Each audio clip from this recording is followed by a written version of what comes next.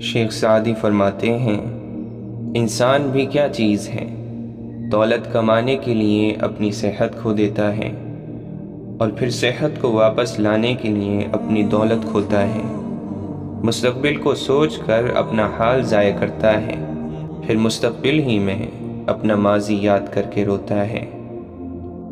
جیتا ایسے ہے جیسے کبھی مرنا نہیں، اور مر ایسے جاتا ہے جیسے کبھی جیا ہی نہیں۔ شیخ سعدی سے کسی نے پوچھا، حال کیسا ہے؟ جواب دیا، اللہ کی نعمتیں کھا کھا کر دانت ٹوٹ گئے ہیں، مگر زبان اس کی ناشکری سے باز نہیں آتی۔ آہستہ آہستہ چلنا اور منزل مقصود تک پہنچنا دوڑنے اور راستے میں رہ جانے سے بہتر ہے۔ شیخ سعدی اور ان کا بیٹا تہجد پڑھ رہے تھے۔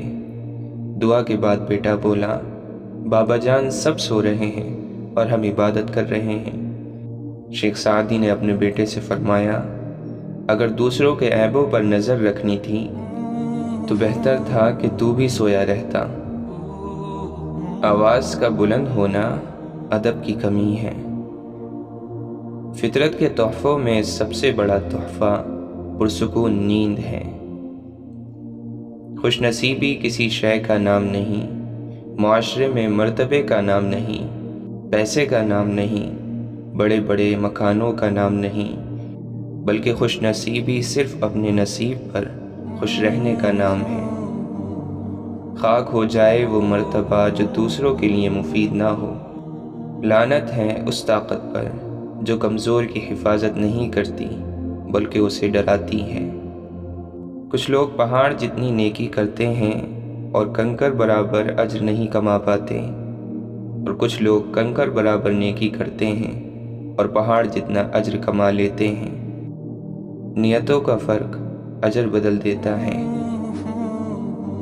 اپنے دل کے دروازے پر دربان بن کر بیٹھو، سوچو کیا آ رہا ہے اور کیا جا رہا ہے۔ اگر دل میں رکھنے کے قابل ہیں تو رکھو، اگر نہیں تو نکال دو۔ خزاں کا شکوہ مت کرو، غم کے ساتھ یوں چلو جیسے کوئی اچھا دوست، اس کو سنو کیا کہتا ہے۔ بسا اوقات غار کی تنگی اور اندھیرا وہ راستہ کھولتے ہیں جو ہم چاہتے ہیں۔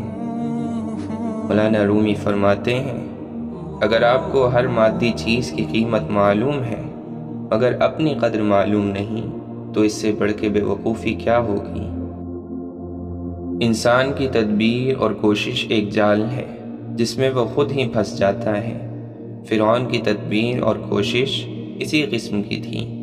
وہ بنی اسرائیل کے بچوں کو قتل کرتا رہا، لیکن جس کو وہ مارنا چاہتا تھا اس کو اپنے گھر میں پالتا رہا۔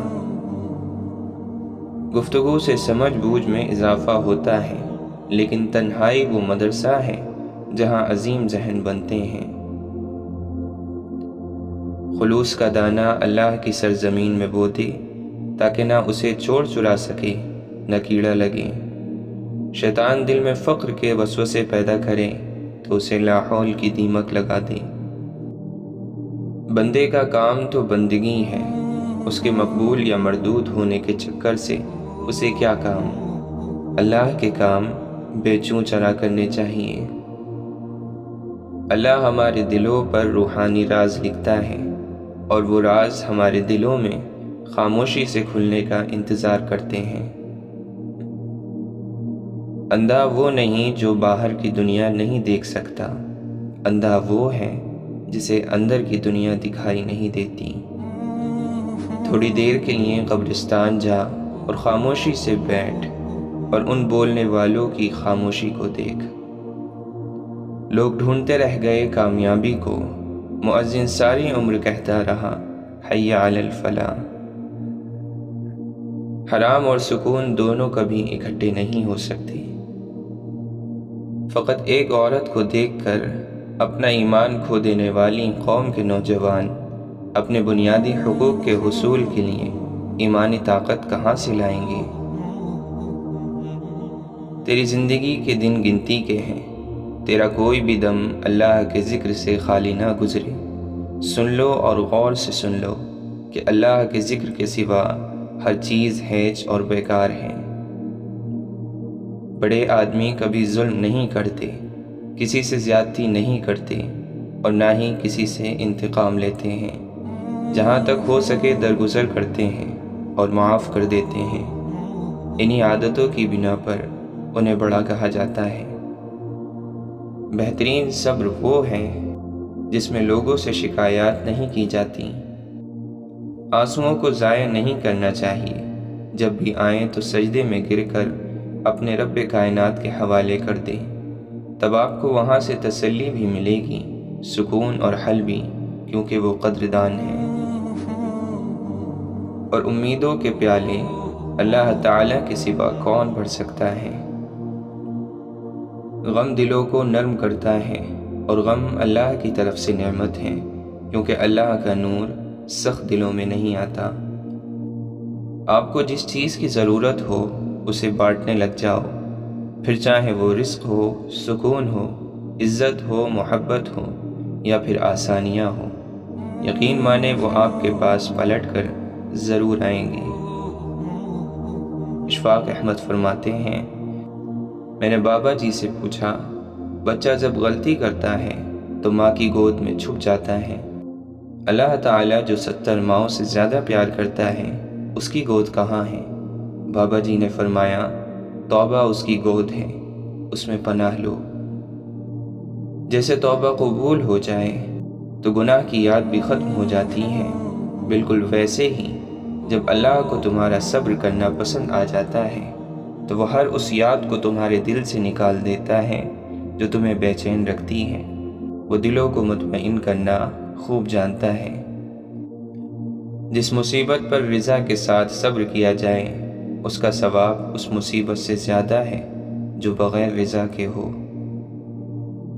اگر اونچے مقاموں پر ہی تعلق بنانے کا شوق ہے تو عرش کے مالک سے اونچا مقام کسی کا نہیں۔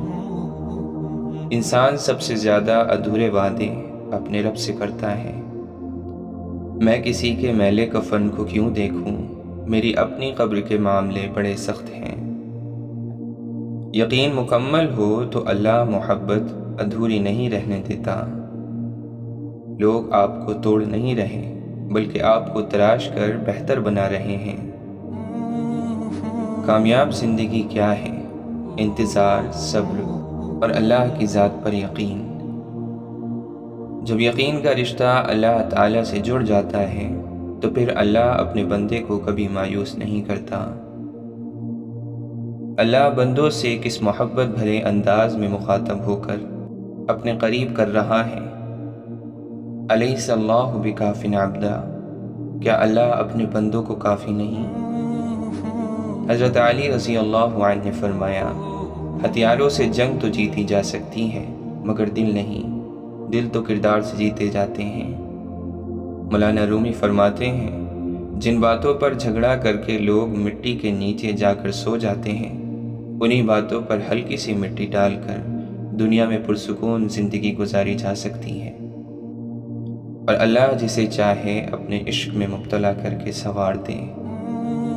قرآن کہتا ہے، فرصت اگر ملے تو پڑھنا مجھے ضرور، میں نایاب الجھنوں کی مکمل کتاب ہوں۔ تم یہاں میری تلاوت کیا کرو، میں قبر میں تمہاری حفاظت کیا کروں گا۔ وہ جو چاہے تو کیا نہیں ممکن، وہ نہ چاہے تو کیا کرے کوئی۔ آج عمل ہے حساب نہیں، کل حساب ہوگا عمل نہیں۔ انسان ناراض ہو تو دوبارہ منہ تک نہیں لگاتا، اور وہ رب ناراض ہو تب بھی دن میں 5 بار اپنی طرف بلاتا ہے۔ ہم فانی محبتوں کے پیچھے بھاگ کر جب خالی ہاتھ رہ جاتے ہیں تو تب یاد آتا ہے بس خدا اور اس کی محبت۔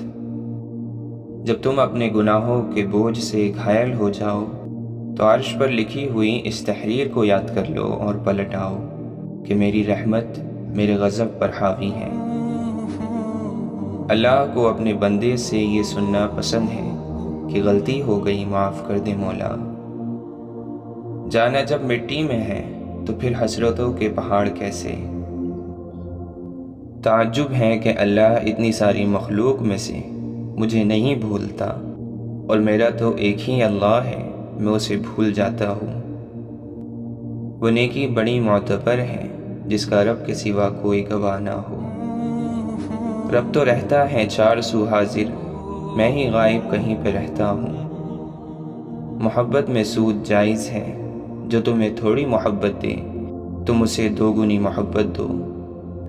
دنیا میں جھکنے کی بس ایک ہی جگہ ہے اور وہ ہے اللہ کے سامنے۔ جس کا رابطہ صرف خدا سے ہو وہ ناکام نہیں ہوتا، ناکام وہ ہوتا ہے جس کی امیدیں دنیا سے وابستہ ہوں۔ بھرم رکھا ہوا ہے میرے رب نے، ورنہ کوئی خوبی نہیں مجھ میں۔ زیادہ علم سیکھنے سے بہتر ہے تھوڑا ادب سیکھ لیا جائے۔ دنیا آسائش نہیں آزمائش کی جگہ ہے۔ مجھے یہ خوف دے مالک کہ مجھے پر ہے نظر تیری، بس اتنا ہی نہیں کافی کہ سجدہ کر لیا میں نے۔ جب اللہ کسی بندے کو پسند کرتا ہے تو اس پر خوب آزمائش ڈالتا ہے۔